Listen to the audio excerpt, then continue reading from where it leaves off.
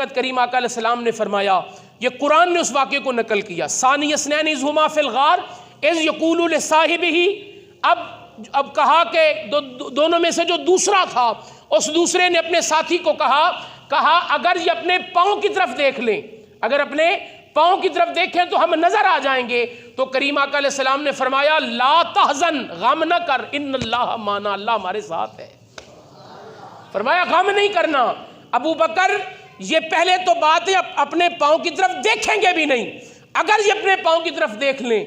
تو پھر اگلی بات جو کی اس پر قربان جاؤں، جو اگلی بات کی کہا اگر یہ اپنے پاؤں کی طرف دیکھ لیں، تو ہاتھ سے اشارہ کیا، کہا یہ دیکھو پہاڑ پھٹا تو سامنے جو ہے وہ ایک دریا نظر آیا، اور اس دریا میں کشتی ہے، اور کشتی میں دو ملاح کھڑے ہیں اور وہ آواز لگا رہے ہیں آ جائیں آ جائیں، یہ راستہ بھی مدینے کی طرف جاتا ہے۔ تو کہا اگر یہ اپنے پاؤں کی طرف دیکھ لیتے ہیں تو فرمایا ابو بکر وہ دیکھو ہم اس کشتی پہ سوار ہو کے پھر مدینے چلے جائیں گے۔ اللہ اکبر۔ لیکن کہا ابو بکر غم نہیں کرنا، لا تحزن ان اللہ معنا، غم نہیں کرنا، اللہ ہمارے ساتھ ہے، اللہ ہم دونوں کے ساتھ ہے، اس بات کا غم نہیں کرنا، قربان جائیں۔ اور پھر صدیق کی صداقت پہ قربان، اور آپ کی کیسی صداقت ہے، یہ تو جناب سیدنا صدیق اکبر ہیں جو حضور کے جو ہے وہ ساتھی ہیں، حضور کے ساتھ انہوں نے 3-4 دن اس غار کے اندر گزارے ہیں۔ تو ادھر انہوں نے کفار نے 200 سرخ اونٹ اس کا انعام رکھا ہے، اور آپ کا غلام ہے عامر بن فہیرہ، غلام ہے، سارا دن بکریاں چراتا ہے، بکریوں کا ریوڑ ہے، سارا دن بکریاں چراتا ہے، شام کو بکریوں کا ریوڑ لا کر اس غار کے قریب جو ہے وہ وہاں پر بٹھا دیتا ہے، دودھ دھوتا ہے، اور دودھ دھونے کے بعد گرم کرتا ہے اور پھر حضور کی بارگاہ میں پیش کیا جاتا ہے۔ عامر بن فہیرہ آپ کے غلام کو پتہ ہے کہ حضور کہاں ہیں، لیکن یہ تو جناب سیدنا صدیق اکبر کی صداقت ہے، تو ان کے غلام کی صداقت کا کیا کہنا، جو غلام ہے اور غریب ہے، ادھر 200 سرخ اونٹ اگر عرب کے اس دور میں کسی کو مل جائیں تو جو ہے وہ ایک بہت بڑا رئیس جو ہے وہ گنا جاتا ہے۔ تو غلام غریب ہے لیکن پھر بھی اس کی صداقت پہ قربان جاؤں، اس نے بھی مکے والوں کو نہیں بتایا کہ جناب کریم آقا علیہ السلام کہاں ہیں۔ اس کو پتہ تھا، آپ کے غلام عامر بن فہیرہ کو پتہ ہے، آپ کی چھوٹی صاحبزادی اسماء بنت ابی بکر روزانہ گھر سے کھانا پکاتی ہے، اور جو ہے وہ پچھلے راستوں سے ہوتی ہوئی غار میں آ کے روزانہ کھانا پہنچا جاتی ہے، اس کو بھی پتہ ہے کہ حضور کہاں ہیں، لیکن پھر بھی نہیں بتایا۔ اور تیسرا، آپ کا بیٹا عبداللہ، وہ سارا دن کافروں کی میٹنگوں میں اور سارا دن کافروں کی باتیں سنتا ہے، شام کو آ کے ساری دن کی رپورٹ حضور کو بتا دیتا ہے، اس کو بھی پتہ ہے، اور جس گھر سے نکلے ہیں گھر والوں کو پتہ ہے، لیکن پھر بھی وہ فرمایا وہ تو صدیق ہے جس نے حضور کے ساتھ وقت گزارا ہے، یہ ان کے غلام کا حال ہے، اس کی صداقت کا یہ حال ہے، آپ کی صاحبزادی کی صداقت کا یہ حال ہے، اور آپ کے بیٹے کی صداقت کا یہ حال ہے۔ اللہ اکبر۔ اب کریم آقا علیہ السلام وہاں 3-4 دن رہنے کے بعد پھر حضور وہاں سے حضور نکلے اور جو ہے آپ نے مدینے کی طرف سفر شروع کیا۔ ایک جو ہے وہ شخص آپ کے پیچھے لگا، اور حضور کریم آقا علیہ السلام کو اس نے جو ہے وہ قریب آ کر پا لیا، دیکھ لیا کہ حضور وہ جناب ابوبکر صدیق اور حضور وہ جا رہے ہیں،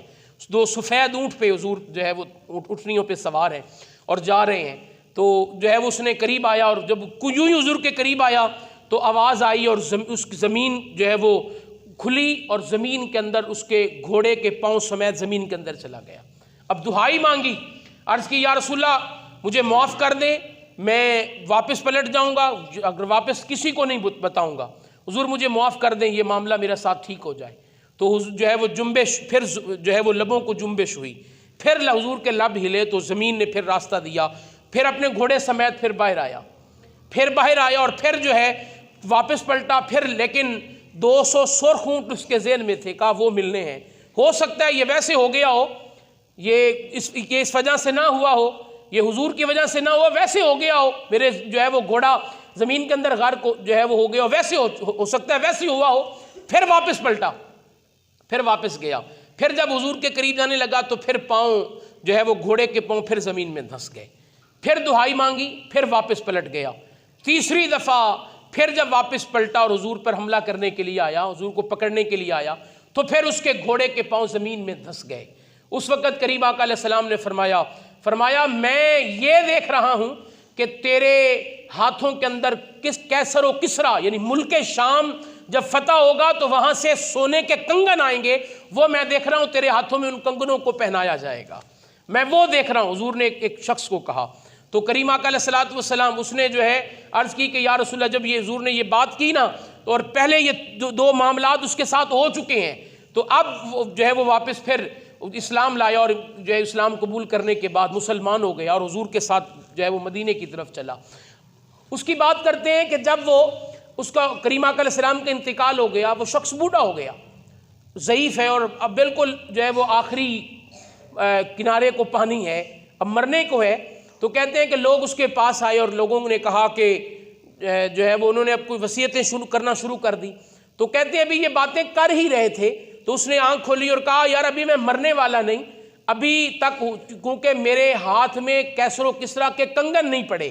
وہ سونے کے کنگن ابھی میرے ہاتھ میں نہیں آئے۔ تو کہا جب تک وہ کنگن میرے ہاتھ میں نہیں آئیں گے اس وقت تک مجھے موت نہیں آ سکتی، کیونکہ حضور نے یہ کہا ہے۔ تو فرماتے ہیں یہ پوری حضور کی ہجرت کی بات ہے۔ اور دوسری بات جناب سیدنا صدیق اکبر کی، لوگ کہتے ہیں کہ حضور کا سایہ نہیں تھا، تو کسی نے کیا خوب کہا حضور کا تو سایہ نہیں تھا لیکن جناب سیدنا صدیق اکبر سائے کی طرح حضور کے ساتھ رہے ہیں، سائے کی طرح حضور کے ساتھ رہے، اور پھر صرف وہاں تک نہیں بلکہ آج بھی حضور جو ہے حضور کے ساتھ آج بھی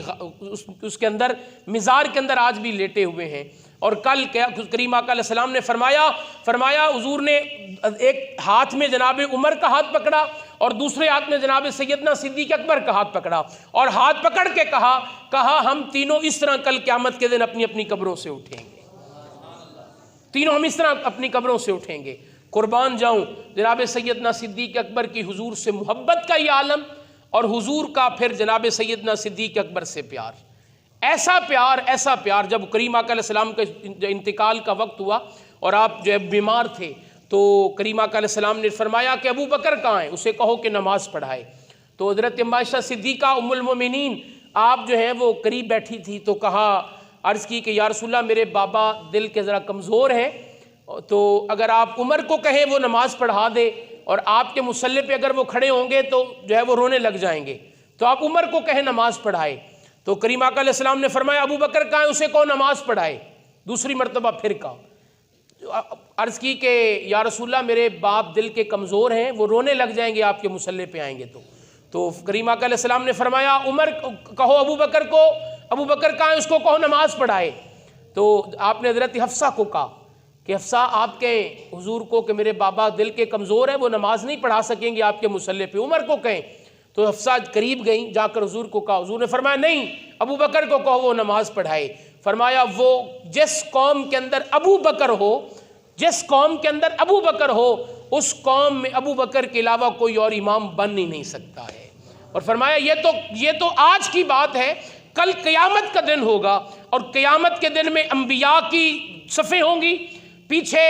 فرمایا امت کی صفیں ہوں گی، انبیاء کی صفیں جہاں ہوں گی، اس کے آگے جو مصلی ہوگا اس مصلی پہ سونا کملی والا ہوگا، اور جو امتوں کی صفیں ہیں ان امتوں کی صفوں کے آگے جو مصلی ہوگا وہاں پر امام جناب سیدنا صدیق اکبر ہوں گے،